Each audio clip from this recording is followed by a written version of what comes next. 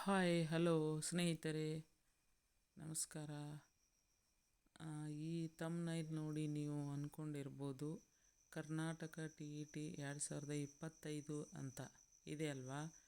ಅದಕ್ಕೆ ಎಲ್ಲರೂ ನೀವು ಅಂದ್ಕೊಂಡಿರ್ಬೋದು TET ಮತ್ತೆ ಆಗತ್ತಾ ಅಂತ. ಹೌದು, ಆಗತ್ತೆ ನೋಡಿ. ಇವಾಗ 25ನೇ ಇಸ್ವಿಯಲ್ಲಿ ಖಂಡಿತ ಆಗುತ್ತೆ. 24ರಲ್ಲಿ ಆಗಬೇಕಾಗಿತ್ತು. ಈ ನವಂಬರ್ ಡಿಸೆಂಬರಲ್ಲಿ ಕಾಲ್ಫಾರ್ ಮಾಡಬೇಕಾಗಿತ್ತು, ಮಾಡಿಲ್ಲ. ಬಟ್ ಇವಾಗ 25ರಲ್ಲಿ ಖಂಡಿತ ಜನವರಿಯಲ್ಲಿ ಮಾಡ್ತಾರೆ ನೋಡಿ. ಜನವರಿಯಲ್ಲಿ ನೋಟಿಫಿಕೇಷನ್ ಆಗುತ್ತೆ. ಜನವರಿ ಆದರೆ ಫೆಬ್ರವರಿ ಮಾರ್ಚ್ 2 ತಿಂಗಳು ನಡು ಗ್ಯಾಪ್ ಮಾಡ್ತಾರೆ. ಮಾರ್ಚ್ ಎಂಡಿಗೆ ಇರ್ಬೋದೇನೋ ಎಕ್ಸಾಮ್. ಮಾರ್ಚ್ ಎಂಡಿಗೆ ಇಡ್ತಾರೆ. ಹೀಗೆ ಓದಿ ಆರಾಮಾಗಿ ಪಾಸ್ ಮಾಡಿ ಅಂತ ಇದ್ರ ಮೇಲೆ ಇದೆ. ಆಮೇಲೆ ಓದುವ ವಿಧಾನ ತಿಳಿದರೆ ಖಂಡಿತ ಸಕ್ಸಸ್ ಕಾಣಬಹುದು ಅಂತ ಇಷ್ಟು ಇದ್ರ ಮೇಲೆ ಬರೆದಿದ್ದಂತ ಇದೆ. ಈ ಬರೆದಿದ್ದನ್ನು ನೋಡಿ ನಿಮಗೆ ಅನ್ನಿಸ್ತಿರ್ಬೋದು ಹೇಗೆ ಓದ್ಬೋದು ಅಂತ. ಇಲ್ಲಿ ಹೇಳಲಿಕ್ಕೆ ಇಷ್ಟಪಡೋದೇನೆಂದರೆ, ಆಲ್ರೆಡಿ ಜನ ಫಸ್ಟು ಓದಿರ್ತಾರಲ್ಲ, ಓದಿರೋರಿಗೆ ಏನು ಸಮಸ್ಯೆ ಆಗಲ್ಲ.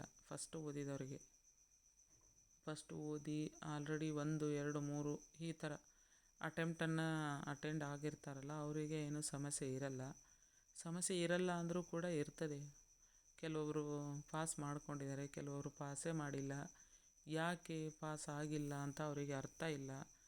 ಆದರೆ ಪಾಸ್ ಆಗ್ತಾ ಇಲ್ಲ ಅನ್ನೋದಷ್ಟೇ ಗೊತ್ತು. ಯಾವ ಥರ ಓದಬೇಕು, ಏನು ಮಾಡಬೇಕು ಅಂತ ಅವರಿಗೆ ಅಷ್ಟೊಂದು ಅರ್ಥ ಇಲ್ಲ ಅನ್ನಿಸ್ತದೆ ನೋಡಿ. ಹಿಂದೆ ಬೀಳಲಿಕ್ಕೆ ಏನು ಕಾರಣ, ಮತ್ತು ಜಸ್ಟ್ ಪಾಸ್ ಆಗಲಿಕ್ಕೆ ಏನು ಕಾರಣ, ನಾವು ಫೇಲ್ ಆಗಲಿಕ್ಕೆ ಏನು ಕಾರಣ, ಅದು ನಾವು ಮೊದಲು ತಿಳ್ಕೊಬೇಕು ನೋಡಿ. ಅದು ತಿಳಿದೇನೆ ಇಲ್ಲ ನನಗೆ ಯಾಕೆ ಪಾಸ್ ಆಗಿಲ್ಲ ಅಂತ ಅಂದ್ಕೊಂಡು ಸರಿಯಾಗಿ ಕ್ವಶನ್ ಪೇಪರ್ ತೆಗೆಯಲ್ಲ, ಈ ಥರ ಇಲ್ಲ. ಕ್ವಶನ್ ಪೇಪರ್ ತೆಗಿತಾರೆ, ಬಟ್ ಅವರು ತಮ್ಮ ಪಾಡಿಗೆ ತಾವು ತೆಗಿತಾ ಹೋಗ್ತಾರೆ. ಅವ್ರು ತೆಗಿತಾ ಹೋಗ್ತಾರೆ ಅಂದರೆ ನಾವು ಅದರ ತಕ್ಕ ಓದ್ತಾ ಹೋಗಬೇಕು ನೋಡಿ. ಫಸ್ಟಿಗೆ ಯಾವಾಗ ಕರೀತಾರೆ ಅಂತ ನೋಡಲಿಕ್ಕೆ ಹೋಗಬಾರ್ದು. ಯಾವಾಗಿನಿಂದ ಓದಲಿಕ್ಕೆ ಈಗಿನಿಂದಲೇ ಓದಲಿಕ್ಕೆ ಸ್ಟಾರ್ಟ್ ಮಾಡಬೇಕು. ಏನು ಈ ತಿಂಗಳು ಮುಗೀತು, ಜನವರಿ ತಿಂಗಳು ಎಷ್ಟು ದಿನ ಇದೆ ಇನ್ನು? ಅಬ್ಬಬ್ಬ ಅಂದರೆ ಒಂದು 4-5 ದಿನ ಅಷ್ಟೇ. 4-5 ದಿನದಲ್ಲೇ ಜನವರಿ ತಿಂಗಳು ಬರ್ತದೆ. ಜನವರಿ ತಿಂಗಳು ಬಂದರೆ ಜನವರಿ ಲಾಸ್ಟ್ ಎಂಡಿಗೆರೆ ಕರಿಬೋದು ಅಥವಾ ನಡು ಮಧ್ಯೆ ಕರಿಬೋದು. ಈ ಒಂದು ತಿಂಗಳಲ್ಲಿ ಏನೂ ಇಲ್ಲ ಅಂದರೂ 1 ತಿಂಗಳು ಒಳಗಡೆ ಕಾಲ್ಫಾರ್ಮ್ ಆಗ್ತದೆ. ಕಾಲ್ಫಾರ್ಮ್ ಆದರೆ ನಮಗೆ ಮುಂದೆ 1 ತಿಂಗಳು 1.5 ತಿಂಗಳು ಅಷ್ಟೇ ಅಪ್ಲಿಕೇಶನ್ ಹಾಕಲಿಕ್ಕೆ, ಹಾಲ್ ಟಿಕೆಟ್ ಬರಲಿಕ್ಕೆ. ಎಲ್ಲ ಸೇರಿಬಿಟ್ಟು 2-2.5 ತಿಂಗಳು, ಏನೂ ಇಲ್ಲ ಅಂದರೂ 3 ತಿಂಗಳು ಒಳಗಡೆ ಎಲ್ಲ ಮುಗಿಸ್ಬೇಕು ನೋಡಿ ಓದಿ. ಈಗ ಇಲ್ಲಾಂದರೂ D.Ed B.Ed ಮಾಡಿ ತುಂಬ 8-10 ವರ್ಷದ ಹಿಂದಿನವರು ಕೂಡ ಇದ್ದಾರೆ. ಅವರು ಓದಿಲ್ಲ ಸರಿಯಾಗಿ. ಓದಿದರೆ ಕೂಡ ಅವ್ರಿಗೆ ಓದಿರೋಂಥ ಕ್ವಶನ್ನು ಆದರೆ ಇವರು ಕೇಳ್ತಾ ಇಲ್ಲ. ಯಾಕಂದರೆ ಓದಿರೋ ಮೆಥಡ್ ಸರಿಯಾಗಿಲ್ಲ ಅಂತ ಅರ್ಥ. ಕರೆಕ್ಟಾಗಿ ಓದಿದರೆ ಅದೇ ಬೀಳ್ತದೆ. ಕರೆಕ್ಟಾಗಿ ಓದಲಿಕ್ಕೆ ಏನು ಮಾಡಬೇಕು, ಫಸ್ಟು ಕ್ವಶನ್ ಪೇಪರ್ಗಳನ್ನು ಸಾಲ್ವ್ ಮಾಡಬೇಕು. ಕ್ವಶನ್ ಪೇಪರ್ಗಳನ್ನ ಇಟ್ಕೋಬೇಕು ಮುಂದೆ. ಇಟ್ಕೊಂಡು ಯಾವ ಚಾಪ್ಟ್ರಲ್ಲಿ ಈ ಕ್ವಶನ್ ಬಂದಿದೆ, ಎಲ್ಲಿಂದ ಕೇಳಿದ್ದಾರೆ, ಯಾವ ರೀತಿ ಕೇಳಿದ್ದಾರೆ, ಈ ರೀತಿ ಕೇಳಿದ್ದಾರೆ, ಈ ಥರ ಇದೆ ಅಂತ ತಿಳ್ಕೊಂಡ್ರೆ ಮುಂದೆ ಏನು ಮಾಡಬೇಕು, ಯಾವ ಪಾಠನ ಓದಬೇಕು, ಯಾವ ಚಾಪ್ಟ್ರ್ ಮೇಲೆ ನಾವು ಜಾಸ್ತಿ ಗಮನ ಕೊಡಬೇಕು, ಇಂಡೆತ್ತಾಗಿ ಯಾವ ಥರ ಕೇಳಿದ್ದಾರೆ, ವಿವರಣೆ ಯಾವ ಥರ ಕೇಳಿದ್ದಾರೆ, ಇದೆಲ್ಲ ನಾವು ಮೊದಲೇ ತಿಳ್ಕೋಬೇಕು ನೋಡಿ. ತಿಳಿಲಾರ್ದೆ, ಏನೂ ಗೊತ್ತಿಲ್ಲಾರ್ದೆ ಯಾವುದೋ ಒಂದು ಬುಕ್ ನಮ್ಮ ಕೈಯಲ್ಲಿ ಸಿಕ್ಕಿದೆ ಅಂತ ಹಿಡ್ಕೊಂಡು ಅದನ್ನು ಓದ್ತಾ ಹೋದರೆ ಏನಾಗ್ತದೆ ಹೇಳಿ? ಅದು ನಮಗೆ ಏನು ತಳ ಇಲ್ಲ, ಬುಡ ಇಲ್ಲ, ಏನೂ ಇಲ್ಲ, ಗೊತ್ತು ಇಲ್ಲ, ಗುರಿ ಇಲ್ಲ. ಹಾಗೆ ಓದ್ತಾ ಹೋದರೆ ಏನು ಉಪಯೋಗ ಇಲ್ಲ. ಉಪಯೋಗ ಮಾಡ್ಕೋಬೇಕು ಅಂದರೆ ಫಸ್ಟ್ ಒಂದು ಇಲ್ಲ ಅಂದರೂ 5-6 ವರ್ಷದ ಕ್ವಶನ್ ಪೇಪರ್ ಇದ್ದಾವೆ. ಆ ಕ್ವಶನ್ ಪೇಪರ್ ತಗೊಂಡು ಅದನ್ನೇ ಕರೆಕ್ಟಾಗಿ ಫಾಲೋ ಮಾಡ್ತಾ ಹೋಗಬೇಕು. 5-6 ವರ್ಷದ ಕ್ವಶನಲ್ಲಿ ಒಂದೇ ಚಾಪ್ಟ್ರ್ ಮೇಲೆ ಯಾವ ಥರ ಕ್ವಶನ್ ಬಂದಿದ್ದಾವೆ, ಯಾವ ಇಂಪಾರ್ಟೆಂಟ್ ಇದ್ದಾವೆ, ಈ ಇಂಪಾರ್ಟೆಂಟ್ ಇರೋಂಥ ಕ್ವಶನ್ಗಳನ್ನು ಕೇಳಿದ್ದಾರೆ ಅಂದರೆ ಇನ್ನೂ ಇದನ್ನು ಬಿಟ್ಟು ಏನು ಕೇಳ್ತಾರೆ, ಇದ್ರ ಬ್ಯಾಕ್ಗ್ರೌಂಡ್ ಏನಿದೆ, ಇದ್ರ ಸುತ್ತಮುತ್ತ ಇನ್ನೂ ಇಂಪಾರ್ಟೆಂಟ್ ಇರುವಂಥ ಕ್ವಶನ್ಗಳು ಏನಿದ್ದಾವೆ, ಟಾಪಿಕ್ ಅದೇ ಇರ್ತದೆ, ಆ ಸಿಲೆಬಸ್ಸು ಅದೇ ಇರ್ತದೆ. ಆದರೆ ನಮಗೆ ಕೇಳುವಂಥ ಕ್ವಶನ್ನು ಅಲ್ಲೇ ಉಲ್ಟಾ ಪಲ್ಟಾ ಮಾಡಿ ಕೇಳ್ತಾರೆ ನೋಡಿ. ಅದೇ ಕ್ವಶನ್ನೇ ಇರ್ತದೆ, ಉಲ್ಟಾ ಮಾಡಿ ಕೇಳ್ತಾರೆ. ಉಲ್ಟಾ ಮಾಡಿ ಕೇಳ್ತಾರೆ, ಆದರೆ ನಾವು ಅದನ್ನೆಲ್ಲ ತಿಳ್ಕೊಂಡ್ರೆ ಉಲ್ಟಾ ಪಲ್ಟಾ ಮಾಡಿದರೆ ಹೇಳಲಿಕ್ಕೆ ಸಾಧ್ಯ ನೋಡಿ. ಅದು ಬಿಟ್ಟು ನಾವು ಬರೀ ಕಲಿತೀವಿ, ಓದ್ತೀವಿ, ಬರೀ ಓದ್ತೀವಿ ನಿದ್ದೆಗೆಟ್ಟು 2 ಗಂಟೆ 3 ಗಂಟೆ ರಾತ್ರಿಯಲ್ಲಿ ಕುಂತು ಓದಿ ಮಾರ್ನಿಂಗ್ ಟೈಮಲ್ಲಿ 10 11 ಮಲ್ಕೊಂಡು ಎದ್ದು ಮತ್ತೆ ತೋಗಿಡಿಸ್ತಾ ಮೊಬೈಲ್ ಕೈಯಾಗೆ ಹಿಡ್ಕೊಂಡು ನಾನು ಅಷ್ಟು ಓದಿದ್ದೀನಿ, ನಾನು ಇಷ್ಟು ಓದಿದ್ದೀನಿ, ನನಗೆ ಏನೂ ಅರ್ಥ ಆಗ್ತಿಲ್ಲ ಅಂತ ಬೇರೆದವ್ರಿಗೆ ಫೋನಲ್ಲಿ ಹೇಳಿ ಇದೆಲ್ಲ ಮಾಡೋದೇನು ಬೇಕಾಗಿಲ್ಲ. ಕರೆಕ್ಟ್ ಫಾಲೋ ಮಾಡಬೇಕು. ಒಂದು ದಿನದಲ್ಲಿ ನಾನು ಏನು ಓದಬೇಕು, ಎಷ್ಟು ಓದಿದರೆ ನನಗೆ ಇದು ಮುಗೀತದೆ, 3 ತಿಂಗಳಲ್ಲಿ ನಾನು ಏನು ಓದಿದರೆ ಏನು ಥರ ಓದಿದರೆ ಇದನ್ನು ನಾನು ಮುಗಿಸ್ತೇನೆ ಅನ್ನೋವಂಥ ಮೈಂಡ್ಸೆಟ್ಟನ್ನು ಇಟ್ಕೊಂಡು ಓದಲಿಕ್ಕೆ ಸ್ಟಾರ್ಟ್ ಮಾಡಬೇಕು. ನಾನು ಇವತ್ತಿನ ದಿನ ಇದನ್ನು ಮುಗಿಸ್ಬೇಕು ಅಂದರೆ ಅವತ್ತು ಮುಗಿಸ್ಲೇಬೇಕು. ಯಾವ ರೀತಿ?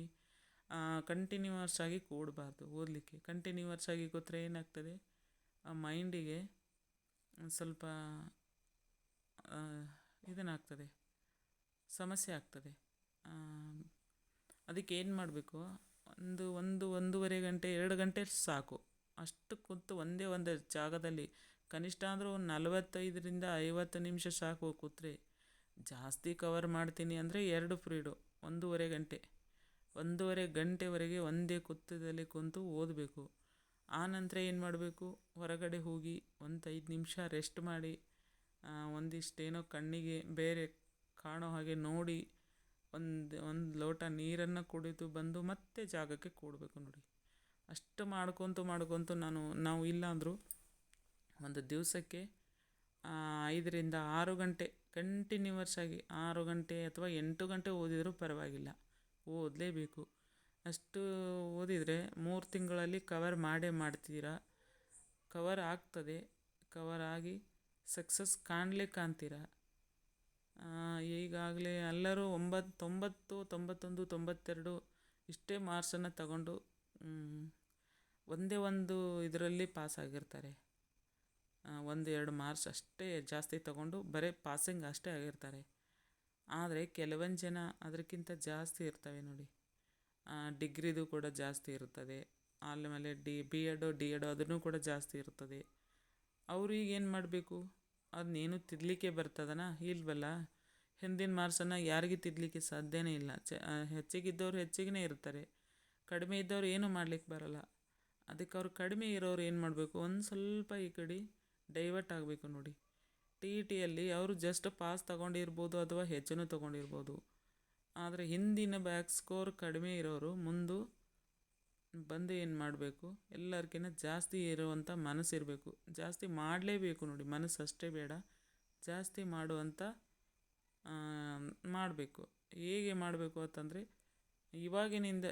ಇವತ್ತಿನಿಂದನೇ ನೋಡಿ. ಇವಾಗಿನಿಂದ ಏನು ಮಾಡಬೇಕು, ಮಾರ್ನಿಂಗಲ್ಲಿ 4 ಗಂಟೆ ಅಥವಾ 3 ಗಂಟೆಗೆ ಎದ್ದೇಳಬೇಕು. ಆವಾಗಿನಿಂದ ಸ್ಟಾರ್ಟ್ ಮಾಡಬೇಕು ಓದಲಿಕ್ಕೆ. ಏನೋ ನೀವು ಬೇರೆ ವರ್ಕ್ ಮಾಡ್ತಿದ್ದೀರಾ, ಗೆಸ್ಟ್ ಟೀಚರಾಗಿ ಮಾಡ್ತಿದ್ದೀರಾ, ಪ್ರೈವೇಟ್ ಸ್ಕೂಲ್ದಲ್ಲಿ ಮಾಡ್ತಿದ್ದೀರಾ, ಅಥವಾ ಏನೋ ಒಂದು ಮಕ್ಕಳು ಮರಿ ಇದ್ದಾವೆ, ಅಥವಾ ಏನೋ ಒಂದು ನಾನು ಜಂಜಾಟದಲ್ಲಿ ಬಿದ್ದಿದ್ದೀನಿ, ನಾನು ಹೇಗೆ ಓದಲಿ ಅಂತ ಅನ್ನೋರು, ಅದೆಲ್ಲ ಮಾಡೋದು ಡೇದಲ್ಲಿ, ಕೆಲಸ ಮಾಡೋದೆಲ್ಲ ಡೇದಲ್ಲಿ. ನೈಟಲ್ಲಿ ಯಾವ ಕೆಲಸ ಮಾಡೋದಿರುತ್ತೆ, ಯಾವುದು ಇರಲ್ಲಲ್ಲ. ಬೇಗ ಸಂಜೆ ಅಡುಗೆ ಮಾಡಿ ಬೇಗ ಮಲ್ಕೊಳ್ಳಿ. ಬೇಗ ಅಂದರೆ 10 ಗಂಟೆ ಒಳಗಡೆ ಮಲ್ಕೊಂಬಿಡಿ. 10 ಗಂಟೆ ಮೇಲೆ ಮಾಡಬೇಡಿ. ಎಷ್ಟೊತ್ತಿದ್ರೂ 10 ಗಂಟೆಗೆ ಮಲ್ಕೊಂಡು 10 ಗಂಟೆಯಿಂದ 4 ಗಂಟೆವರೆಗೆ ಓದಿದರೆ ಮಲ್ಕೊಂಡ್ರೆ 6 ಗಂಟೆ ನಿದ್ದೆ ಆಗ್ತದೆ ನೋಡಿ. 6 ಗಂಟೆ ನಿದ್ದೆ ಮಾಡಿದರೆ ಸಾಕು, ಮನುಷ್ಯನಿಗೆ ಎಷ್ಟು ಬೇಕೋ 6 ಗಂಟೆ ನಿದ್ದೆ ಸಾಕು. 6 ಗಂಟೆಗೆ ಮಲ್ಕೊಂಡು ಎದ್ದು 4 ಗಂಟೆಗೆ ಏಳಬೇಕು. 4 ಗಂಟೆಗೆ ಎದ್ದರೆ 6 ಗಂಟೆವರೆಗೆ 2 ಗಂಟೆ ನೀವು ಓದ್ತೀರ. ಆ ಟೈಮ್ದಲ್ಲಿ ಮೈಂಡು ಅತಿ ಫ್ರೆಶ್ ಆಗಿರ್ತದೆ. ಡೇದಲ್ಲಿ ನೀವು 10 ತಾಸು ಓದಿದಷ್ಟೇ, ಮಾರ್ನಿಂಗ್ ಟೈಮಲ್ಲಿ ನಿಮಗೆ 2 ಗಂಟೆ ಓದಿದರೂ ಅಷ್ಟೇ ನೋಡಿ. ಆ 2 ಗಂಟೆನ ಕರೆಕ್ಟಾಗಿ ಓದಿ ನಿಮಗೆ ನಡೀತಿತ್ತು ಅಂದರೆ ಮನೆಯಲ್ಲಿ 8 ಗಂಟೆವರೆಗೂ ಓದ್ಬೋದು. ಇಲ್ಲ ನಾನು ಫ್ಯಾಮ್ಲಿಯಲ್ಲಿದ್ದೀನಿ, ನನಗೆ 6 ಗಂಟೆಗೆ ಕೆಲಸ ಮಾಡಬೇಕು, ನನಗೆ ಓದೋಕ್ಕಾಗಲ್ಲ ಅನ್ನೋರು ಕೆಲಸ ಮಾಡಲೇಬೇಕು. ಮನೆಯಲ್ಲಿದ್ದ ಹೆಣ್ಮಕ್ಳು ಅಂದಮೇಲೆ ಕೆಲಸ ಮಾಡಲೇಬೇಕಾಗ್ತದೆ. ಯಾರೂ ಕೂಡಿಸಲ್ಲ ನೋಡಿ. ತಾಯಿ ತಂದೆ ಆದರೆ ಕೂಡಿಸ್ತಾರೆ. ಹೆಣ್ಮಕ್ಳು ಗಂಡನ ಮನೆಗೆ ಹೋದರೆ ಅಲ್ಲಿ ಕೂಡಲಿಕ್ಕೆ ಆಗಲ್ಲ. ಮಕ್ಕಳು ಮರಿ ಎಲ್ಲ ಸಂಸಾರ ಇರ್ತದೆ, ಅಲ್ಲಿ ಕೂಡಲಿಕ್ಕೆ ಆಗಲ್ಲ. ಹಾಗಂತ ನಿಮ್ಮದು ಕೆಲಸ ಚಾಲೂ ಆಗೋಗ್ಬಿಡದೆ ಆವಾಗೇ ಒಂದು 2-2.5 ಗಂಟೆ ಓದಿ ಮುಗಿಸ್ಬೇಕು. ಆಮೇಲೆ ಎಲ್ಲ ಮುಗಿಸಿದ ಮೇಲೆ ಮಧ್ಯಾಹ್ನ ಒಂದು 2 ಗಂಟೆ ಮನೆಯಲ್ಲಿರೋರು, ಯಾಕಂದರೆ ಫ್ಯಾಮಿಲಿಯಲ್ಲಿದ್ದವರು ಮಧ್ಯಾಹ್ನ ಒಂದು 2 ಗಂಟೆ ಸಿಗ್ತದೆ ಅವರಿಗೆ. ಬೇರೆ ವರ್ಕಲ್ಲಿ ಹೋಗೋರಿಗೆ ಸಿಗಲ್ಲ. ವರ್ಕ್ ಹೋಗೋರು ಅವರು ತಾಯಿ ತಂದೆ ಮನೇಲಿ ಇರ್ತಾರೆ ಅಂದ್ಕೊಂಡಿದ್ದೀನಿ. ಅವ್ರೇನು ಮಾಡಬೇಕು, 8-9 ಗಂಟೆವರೆಗೆ ಓದಿ ಮನೇಲಿ ಮಾಡಿರೋದಂಥ ಅಡುಗೆ ತಿಂದು ಹೊರಗಡೆ ಹೋಗ್ಬೋದು. ಮತ್ತು ಸಂಜೆ ಬಂದರೂ 5 ಗಂಟೆಗಾದರೂ ಮನೆಗೆ ಬರ್ತೀರಾ. 5 ಗಂಟೆಯಿಂದ 10 ಗಂಟೆವರೆಗೆ ನೀವೇನು ಮಾಡ್ತೀರಾ, ಊಟನೇ ಮಾಡಲ್ವಲ್ಲ. 1 ಗಂಟೆ ಇಡಿ, ಉಳಿದಿದ್ದೆಲ್ಲ ಓದಲಿಕ್ಕೆ ಹಾಕಿ. ಹೀಗೆ ಮಾಡಿ ಮಾಡಿ ನೀವೇನು ಮಾಡಬೇಕು, ಜಾಸ್ತಿ ಟೈಮನ್ನು ಓದಲಿಕ್ಕೆ ಕೊಡಬೇಕು. ಓದಲಿಕ್ಕೆ ಕೊಟ್ಟರೆ ತಾನೇ ಸಕ್ಸಸ್ ಆಗ್ತದೆ. ಜಾಸ್ತಿ ನೋಡಿ ಏನು ಮಾಡಬಾರ್ದು, ಮೊಬೈಲ್ ಎಲ್ಲರ ಹತ್ರ ಇದೆ. ಮೊಬೈಲ್ ಹಿಡ್ಕೊಂಡು ಜಾಸ್ತಿ ಚಾಟ್ ಮಾಡೋದು, ಮೆಸೇಜ್ ಮಾಡೋದು, ಆಮೇಲೆ ಅದು ಇದು ವಿಷಯವನ್ನು ಮಾತಾಡೋದು, ಅದು ಎಲ್ಲ ಬಿಟ್ಟುಬಿಡಿ. ಇದೊಂದು 2-3 ತಿಂಗಳು ಎಲ್ಲರಿಗೂ ಏನು ಮಾಡಿ, ಎಲ್ಲ ತೆಗೆದು ಬಿಟ್ಟುಬಿಡು. ಏನೂ ಮಾಡಬೇಡಿ. ಏನಾದರೂ ಅಂದ್ಕೊಳ್ಳಿ, ಅವರು ಬೇಜಾರು ಮಾಡ್ಕೋತಾರೆ ಅಂತ ಮಾಡಬೇಡಿ. ಯಾರಾದರೂ ಏನಾದ್ರು ತಿಳ್ಕೊತಾರೆ ಅಂತ ಅಂದ್ಕೋಬೇಡಿ. ಎಲ್ಲ ತಿಳ್ಕೊತಾರೆ, ಅದು ನಾಳೆ ನಿಮಗೇನು ಬರಲ್ವಲ್ಲ ಹೆಲ್ಪಿಗೆ. ಅದಕ್ಕಾಗಿ ಎಲ್ಲವನ್ನು ಬಿಟ್ಬಿಡಿ. ಎಲ್ಲ ಬಿಟ್ಟು ಏನು ಮಾಡಿ, ಸ್ವತಃ ನಿಮ್ಮ ಜೀವನವನ್ನು ನೀವೇ ಕಂಡ್ಕೋಬೇಕು ಇರ್ತದೆ. ಬೇರೆದವ್ರು ಯಾರೂ ನಿಮಗೆ ಹೆಲ್ಪ್ ಮಾಡಲ್ಲ ನೋಡಿ. ಇದ್ರ ತಕ್ಕ ನಾನು ಎಷ್ಟು ಹೇಳಿದ್ರೂ ಇದಕ್ಕೆ ಕಡಿಮೆ. ಯಾಕಂದರೆ ಇದು ತುಂಬ ಇದಕ್ಕೆ ಓದಲಿಕ್ಕೆ ತುಂಬ ಟೈಮ್ ಬೇಕು. ಮತ್ತು 110 ಮೇಲೆ ತಗೋಬೇಕು ನೋಡಿ, ಅದಕ್ಕಿಂತನೂ ಮೇಲೆ ತಗೋಬೇಕು. 90 ಮೇಲೆ ತಗೊಂಡವ್ರು ಇದ್ದಾರೆ, 100 ಮೇಲೆ ತಗೊಂಡವ್ರು ಕಡಿಮೆ. ಕಾಮನ್ನಾಗಿ 90ರಿಂದ 100 ಕಾಮನ್ ಇದ್ದಾವೆ. ಜಾಸ್ತಿ ಜನ ಅಲ್ಲೇ ಇರೋದು. 100 ಮೇಲೆ ಹೋಗೋರು ಮತ್ತೆ ಕಡಿಮೆ ಆಗಿದ್ದಾರೆ. 100 ಮೇಲೆ 110 ತನಕ ಹೋದವರು ಒಂದು 50 ಇರ್ತದೆ. 110 ಮೇಲೆ ಹೋಗೋರು ಬಹಳ ಕಡಿಮೆ ನೋಡಿ. 110 ಮೇಲೆ ಮಾಡಬೇಕು. ಏನೇ ಮಾಡಿದ್ರು 110 ಮೇಲೆ ಮಾಡಿದರೆ ನಿಮಗೆ ಇವತ್ತಿಲ್ಲ ನಾಳೆ ಎಲ್ಲೋ ಒಂದು ಮೂಲೆಯಲ್ಲಿ ನಿಮಗೆ ಜಾಬ್ ಇದ್ದೇ ಇರುತ್ತೆ ನೋಡಿ. ಮತ್ತು ಅದು ಬಿಟ್ಟು ನನಗೆ ಆಗಲ್ಲಪ್ಪ, ನನಗೆ TTನೇ ಆಗಲ್ಲ, ನಾನು ಯಾವ ಥರ ಓದಲಿ, ನನಗೇನು ಮಾಡಲಿಕ್ಕೆ ಆಗಲ್ಲ ಅನ್ನೋರು ಏನೂ ಮಾಡೋಕ್ಕಾಗಲ್ಲ. ಇಷ್ಟೆಲ್ಲ ನೀವು D.Ed B.Ed ಮಾಡಿ ಏನು ಮಾಡಿದರೂ ಖಾಲಿ ನೋಡಿ. TT ಮೇಲೆ ಮೊದಲು TT ನಮಗೆ ಒಳಗಡೆ ಹೋಗಲಿಕ್ಕೆ ಒಂದು ಬಲೆ ಅಂತ ಹಾಕಿದ್ದಾರೆ. ಈ ಬಲೆಯನ್ನು ಬಿಡಿಸ್ಕೊಂಡು ಒಳಗೆ ಹೋಗಬೇಕು ನೋಡಿ. ಈ TT ಅನ್ನೋಂಥದ್ದು ಒಂದು ಬಲೆ. ಈ ಬಲೆಯನ್ನು ತೆಗೆದು ಬಿಸಾಕಿ ಒಳಗೆ ಹೋದ್ರಿ ಅಂದರೆ ಏನಾಗ್ತದೆ, ನೀವು ಫ್ರೀ ಆಗಿರ್ತೀರ. ಅವಾಗ ಮತ್ತೆ ನಿಮಗೆ ಒಂದು ಸಿಲೆಬಸ್ ಬೇರೆ ಬರ್ತದೆ, ಅವಾಗ ಓದಲಿಕ್ಕೆ ಆಗ್ತದೆ. ಅದಕ್ಕೆ ಅಂದ್ಕೊಂಡು ನೀವು ಇವತ್ತು ನೆಗ್ಲೆಕ್ಟ್ ಮಾಡಬೇಡಿ. ಈ ಬರೀ TT ಒಂದೇ ತಲೆಯಾಗಿ ಹಾಕೋಬೇಡಿ.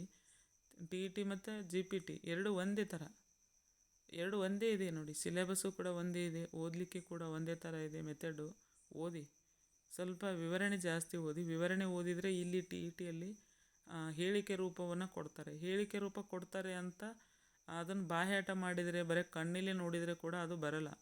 ಅದು ನಾವು ಡೀಟೇಲಾಗಿ ಒಂದು ಕತೆ ರೂಪದಲ್ಲಿ ಅಥವಾ ಒಂದು ಸ್ಟೋರಿ ರೂಪದಲ್ಲಿ ಅಥವಾ ಒಂದು ಪಿಕ್ಚರ್ ರೂಪದಲ್ಲಿ ತಿಳ್ಕೊಂಡು ಹೋದರೆ, ಅದು ತಿಳಿಯಿತು ಅಂದರೆ, ಅರ್ಥ ಆಗಿತ್ತು ಅಂದರೆ, ನಾವು ಎಲ್ಲಿ ಕೇಳಿದ್ರೂ ಥಿಯರಿಯನ್ನು ಬರೀಲಿಕ್ಕೆ ರೆಡಿ ಇರ್ತೇವೆ ನೋಡಿ. ಅಲ್ಲಿ ಥಿಯರಿಯನ್ನು ತಿಳ್ಕೊಂಡು TTಯಲ್ಲಿ ಕೂಡ ಥಿಯರಿ ಅರ್ಥ ಆದರೆ ಹೇಳಿಕೆ ರೂಪ ಅರ್ಥ ಆಗ್ತವೆ. ಥಿಯರಿಯನ್ನು ಫಸ್ಟು ಅರ್ಥ ಮಾಡ್ಕೋಬೇಕು. ನೀವು 2 ದಿನ ತಗೊಳ್ರಿ ಒಬ್ಬರ ಬಗ್ಗೆ ತಿಳ್ಕೊಬೇಕು ಅಂದರೆ. ಈಗ ಎಕ್ಸಾಂಪಲ್ ಆಗಿ ಒಬ್ಬರ ಬಗ್ಗೆ ಅಶೋಕ ಅಂತ ಇದ್ದಾನೆ ಹಿಸ್ಟ್ರಿಯಲ್ಲಿ. ಅಶೋಕನ ಬಗ್ಗೆ ನೀವು ಏನು ಬಿಡಬೇಡಿ. ಅವನ ಬಗ್ಗೆ ಏನಿದೆಯಲ್ಲ ಎಲ್ಲ ತಿಳ್ಕೊಂಬಿಡಿ.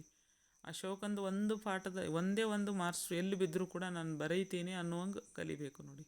ಬರೀ ಚೂರು ಕಲಿತು ಇಂಪಾರ್ಟೆಂಟ್ ಇದ್ದದ್ದನ್ನು ಕಲಿತು ಬಿಟ್ಟು ಮುಂದಕ್ಕೆ ಹೋದರೆ ನೀವು ಏನಾಗ್ತದೆ, ಬಿಟ್ಟು ಮುಂದಕ್ಕೆ ಹೋದರೆ ಮುಂದಿಂದೂ ಆಗಲ್ಲ, ಹಿಂದಿಂದೂ ಆಗಲ್ಲ. ಹಾಗೆ ಹೋಗಬೇಡಿ. ನೀವು ಮುಂದೆ ಹೋಗಬೇಡಿ. ಏನು ಮಾಡಿ, ಎಲ್ಲ ಡೀಟೇಲಾಗಿ ಎಲ್ಲ ತಿಳ್ಕೊಳ್ಳಿ. ಎಲ್ಲ ತಿಳ್ಕೊಬೇಕು ನೋಡಿ. ಪೂರಾ ಡೀಟೇಲ್ ಅಶೋಕನ ಬಗ್ಗೆ ಒಂದು ಯಾವ ಹೇಳಿಕೆಯನ್ನು ಬಿಡಬೇಡಿ. ಹಾಗೆ ಎಲ್ಲ ಥರ ಅದೇ ಥರ ತಿಳ್ಕೊಬೇಕು ನೋಡಿ. ಎಲ್ಲ ಥರ ಅದೇ ಥರ ತಿಳ್ಕೊಬೇಕು ಎಲ್ಲನೂ. ನೀವು ಏನೇ ತಿಳ್ಕೊಳ್ಳಿ, ಸೈನ್ಸ್ ಮಾಡಿ, ಆಮೇಲೆ ಮ್ಯಾಥಮೆಟಿಕ್ಸ್ ಆಗಲಿ, ಇಂಗ್ಲೀಷ್ ಆಗಲಿ, ಸೈಕಾಲಜಿ ಆಗಲಿ, ಇದು ಹಿಸ್ಟ್ರಿ ಆಗಲಿ, ಜಿಯೋಗ್ರಫಿ, ಕನ್ನಡ ಏನೇ ತಿಳ್ಕೊಳ್ಳಿ, ಒಂದು ವಿಷಯವನ್ನು ಹಿಡಿತೀರಿ ಅಂದರೆ ಅದು ವಿಷಯದಲ್ಲಿ ಒಂದು ಟಾಪಿಕನ್ನು ತೊಗೊಂಡ್ರೆ ಆ ಟಾಪಿಕನ್ನು ಪೂರ್ತಿ ಡೀಟೇಲ್ಸಾಗಿ ತಿಳ್ಕೊಳ್ಳೋವರೆಗೆ ನೀವು ಹೋಗಬೇಡಿ. ಅರ್ಧಂಬರ್ಧ ತಿಳ್ಕೊಂಡ್ರಿ ಅಂದರೆ ಅರ್ಧಂಬರ್ಧ ತಿಳ್ಕೊಂಡು ಮುಂದಿನ ಒಂದು ಟಾಪಿಕಿಗೆ ಹೋದರೆ ಅಂದರೆ ಹಿಂದಿನ ಟಾಪಿಕ್ನಂದು ನಿಮಗೆ ಬರಲ್ಲ, ಮುಂದಿನ ಟಾಪಿಕ್ನಂದು ಬರಲ್ಲ. ನೀವು ಒಂದು 100%ಅಲ್ಲಿ ಓದಲಿಲ್ಲ ಅಂದರೂ ಕೂಡ 50% ಓದಿದರೂ ಕೂಡ ಅದನ್ನು ಕರೆಕ್ಟಾಗಿ ಓದಬೇಕು. ಕರೆಕ್ಟಾಗಿ ಓದಿ ಕರೆಕ್ಟಾಗಿ ಎಲ್ಲ ಅರ್ಥವನ್ನು ಮಾಡ್ಕೋಬೇಕು ನೋಡಿ. ಎಲ್ಲ ಅರ್ಥ ಯಾವ ಥರ ಕೇಳಿದರೂ ಕೂಡ ನಾನು ಹೇಳ್ತೀನಿ, ಹೇಳಬಲ್ಲೆ. ಇವಾಗ ನಮ್ಮದೇ ಒಂದು ಎಕ್ಸಾಂಪಲ್ ನಮ್ಮದೇ ತಗೊಳ್ಳಿ. ನಾವು ಹುಟ್ಟಿದಾಗಿನಿಂದ ನಾವು ಇಲ್ಲಿವರೆಗೆ ಏನೇನು ಮಾಡಿದ್ದೀವಿ, ನಮ್ಮದು ಡೇಟಾಪ್ ಏನು, ನಾವು ಏನು, ನಮ್ಮದು ಹೆಸರೇನು, ನಮ್ಮದು ಎಲ್ಲ ಬ್ಯಾಕ್ಗ್ರೌಂಡ್ ಏನು, ನಾನು ಯಾವ ಸ್ಕೂಲಲ್ಲಿ ಕಲ್ತಿದ್ದೀನಿ, ಎಲ್ಲಿ ಕಲ್ತಿದ್ದೀನಿ, ಎಷ್ಟು ದಿನ ಕಲ್ತಿದ್ದೀನಿ, ಈ ಥರ ಎಲ್ಲ ನಮಗೆ ಡೀಟೇಲ್ಸ್ ನಮ್ಮ ಬಗ್ಗೆ ಎಲ್ಲ ಗೊತ್ತಿರ್ತದಲ್ಲ. ಆ ಥರ ಇದ್ದದ್ದನ್ನು ಎಲ್ಲ ವಿಷಯಗಳು ಎಲ್ಲರ ಬಗ್ಗೆ ಗೊತ್ತಿರಬೇಕು. ಆ ಥರ ಗೊತ್ತಿದ್ದರೆ ಎಲ್ಲಿ ಹೋಗಲಿಕ್ಕೆ ಸಾಧ್ಯನೇ ಇಲ್ಲ ಮಾರ್ಕ್ಸು. ಆ ಥರ ಹೋಗಬೇಕು ಅಂದರೆ ಭಾಳ ಆಳವಾಗಿ ಓದಬೇಕು. ಆಳವಾಗಿ ಓದಲಿಕ್ಕೆ ಟೈಮ್ ಇಲ್ಲ. ಹೇಗೆ ಮಾಡೋದು? ಟೈಮ್ ಯಾಕೆ ಕೊಡ್ತಿದ್ದಾರೆ ಹೇಳಿ? ಟಿ ಇ ಟಿ ಆಗಿ ಸುಮಾರು 1 ವರ್ಷ ಆಗಿದೆ. ಇವಾಗ ಟಿ ಇ ಟಿ ಆಗಿ ಕೂಡ 1 ವರ್ಷ ಆಗಿದೆ. 1 ವರ್ಷ ಆದರೂ ಕೂಡ ನಮಗೆ ಇನ್ನೂ ಟೈಮೇ ಇಲ್ಲ ಅಂದರೆ ಹೇಗೆ ಹೇಳಿ? ಯಾವಾಗ ನೀವು ಟಿ ಇ ಟಿ ಎಕ್ಸಾಮ್ ಬರ್ದಿರಲ್ಲ ಅವಾಗ ನಿಮಗೆ ಫೇಲ್ಯೂರ್ ಅಂತ ತೋರಿಸ್ತಲ್ಲ, ಅಥವಾ ನಿಮಗೆ ಜಸ್ಟ್ ಪಾಸ್ ಅಂತ ಬಂದಿದೆ, ನನಗೆ ಸ್ಕೋರ್ ಇಲ್ಲ, ಏನು ಮಾಡಲಿ? ಅವಾಗಿನಿಂದ ನಿಮಗೆ ಸ್ಟಾರ್ಟ್ ಆಗಬೇಕು. ಅವತ್ತೇ ಸ್ಟಾರ್ಟ್ ಮಾಡಬೇಕು ನೀವು. ಅವತ್ತಿನಿಂದ ಇವತ್ತಿನವರೆಗೆ 1 ವರ್ಷ ಅಂದರೆ ನೀವು ತುಂಬ ಆಳವಾಗಿ ಓದಿರ್ತೀರಲ್ಲ, ತುಂಬ ಆಳವಾಗಿ ಓದಲಿಕ್ಕೆ ಆಗ್ತದೆ. ಮತ್ತು ಅದು ಬಿಟ್ಟು ಎಕ್ಸಾಮ್ ಇಲ್ಲಿ ಈಗೇನು ಕರೆದೇ ಇಲ್ಲ, ಕಾಲ್ಫರ್ಮೂ ಆಗಿಲ್ಲ, ಅಲ್ಲೇನು ಕರೀತಾರೆ ಬಿಡು, ಅದು ತೊಗೊಂಡು ಏನು ಮಾಡಲಿ ಅನ್ನುವಂಥ ಮನಸ್ಥಿತಿಯಲ್ಲಿ ಇರಬಾರ್ದು. ನಿಮಗೆ ಯಾವಾಗ ಓದ್ತಿರಲ್ಲ ಆವಾಗಿನಿಂದ ಸಕ್ಸಸ್ ಕಾಣಲಿಕ್ಕೆ ಸಾಧ್ಯ. ನೀವು ಓದಲೇ ಇಲ್ಲ ಅಂದರೆ ಹಾಗೆ ಹೇಗೆ ಸಕ್ಸಸ್ ಆಗುತ್ತೆ ಹೇಳಿ? ಅದಕ್ಕೆ ಎಕ್ಸಾಮ್ ಬರೀಲಿಕ್ಕೆ ತುಂಬ ದುಡ್ಡು ಕೂಡ ಇದೆ. 1,000 ರೂಪಾಯಿ ಫೀ ಇದೆ 2 ಎಕ್ಸಾಮ್ ಬರೀತೀನಿ ಅಂದರೆ. ಡಿ ಡಿ ಅಷ್ಟು ಕಟ್ಟಿ ಮತ್ತು ಹೋಗಿ ಬಂದು ಎಲ್ಲ ಸೇರಿಬಿಟ್ಟು ನಿಮಗೆ ತುಂಬ ಖರ್ಚಾಗ್ತದೆ. ಈ ಖರ್ಚಿಂದು ನೀವು ತಗೋಬೇಕು ಆದರೆ ಏನು ಮಾಡಬೇಕು? ಖರ್ಚು ತಗೋಬೇಕು ಅಂದರೆ ಸೀದಾ ಓದಬೇಕಲ್ಲ. ಓದಬೇಕಾದ್ರೆ ಏನು ಮಾಡಬೇಕು? ಟೈಮ್ ಮ್ಯಾನೇಜ್ ಮಾಡ್ಕೋಬೇಕು. ಟೈಮ್ ಮ್ಯಾನೇಜ್ ಹೇಗೆ ಮಾಡೋದು?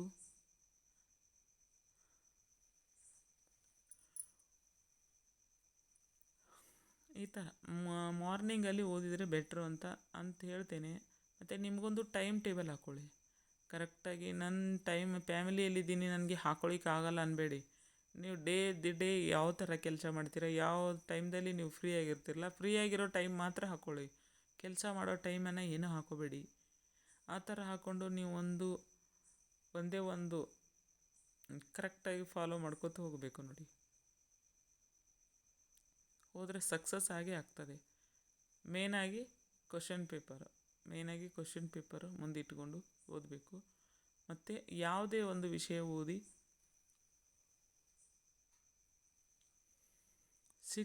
ಸಿಕ್ಸ್ತಿಂದ ತಗೊಳ್ಳಿ ಬುಕ್ಕ.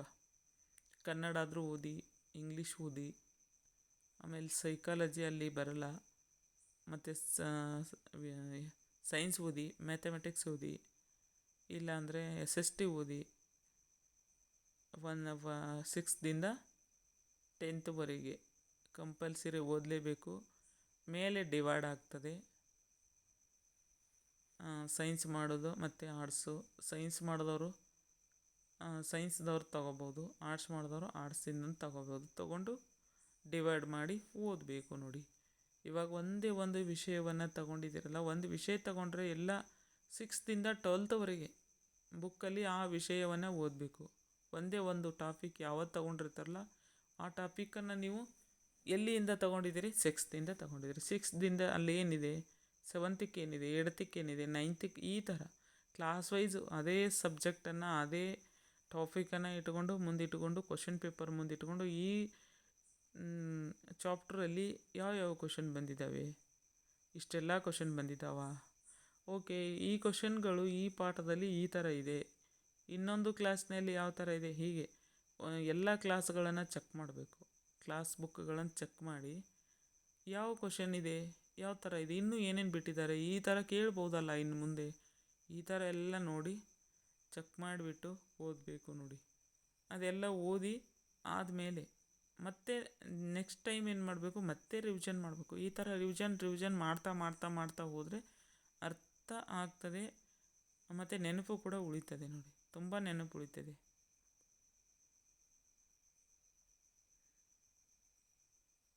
ಈಗ ನೀವು ಇನ್ನೂ ಯಾವಾಗ ಕರೀತಾರೋ ಏನು ಗೊತ್ತಿಲ್ಲ ಅನ್ಬೇಡಿ. ಆಲ್ರೆಡಿ ಎಲ್ಲರೂ ಬೇಸತ್ತಿದ್ದಾರೆ. ಟಿ ಇ ಟಿ ಬರೆದು ಬರೆದು ಬರೆದು ಕೆಲವೊಂದು ಜನ ತುಂಬ ಜನ ಬರಿತಾ ಇದ್ದಾರೆ, ಜಾಸ್ತಿ ಜನಕ್ಕೆ ಸೆಲೆಕ್ಟ್ ಆಗ್ತಿಲ್ಲ. ಟಿ ಇ ಟಿ ಮಾಡ್ಕೊಂಡು ಕುಂತವರು ಇದ್ದಾರೆ, 8-10 ವರ್ಷದ ಹಿಂದೆ ಟಿ ಇ ಟಿ ಮಾಡಿದವರು ಕೂಡ ಇದ್ದಾರೆ. ಇವಾಗ ಕಾಲ್ ಫಾರ್ಮ್ ಆಗಲಿ ನಾನು ಬರಿತೀನಿ ಅಂದ್ಕೊಂಡು ಕುಂತವರು ಇದ್ದಾರೆ.